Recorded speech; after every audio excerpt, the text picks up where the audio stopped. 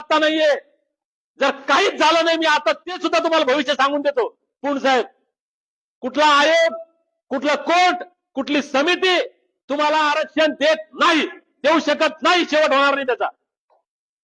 राजा तुम्हाला फक्त आरक्षण देऊ शकतो. राजा आता आहे देवेंद्र फडणवीस आणि नरेंद्र मोदी. हा दोघांनी तुम्हाला वचन दिलेलं आहे, लाखो लोकांच्या समोर दिलेलं आहे. आता त्यांच्या मानगुटीवर बसायचं. हात जोडून जातोय, विनवण्या करून जातोय. नाही ऐकलं त्यांच्या मुंडक्यावर पाय देऊन घेऊ, आरक्षण देऊ. हाच एक सोपा पर्याय आमच्या समोर आहे. कारण संख्या दाखवणं, जमाव जमवणं, शक्ती प्रदर्शन करणं, दबाव आणणं हे आमच्या हातात आहे. आणि मला वाटतं जे सोपं आहे ते आपण केलं पाहिजे. म्हणून मी म्हणलं ही शेवटची लढाई आहे. आता जर मिळालं तर ठीक, नाही मिळालं तर राजा बनवा अभियान आपल्याला राबवावं लागणार आहे. ती मोठी प्रोसिजर आहे.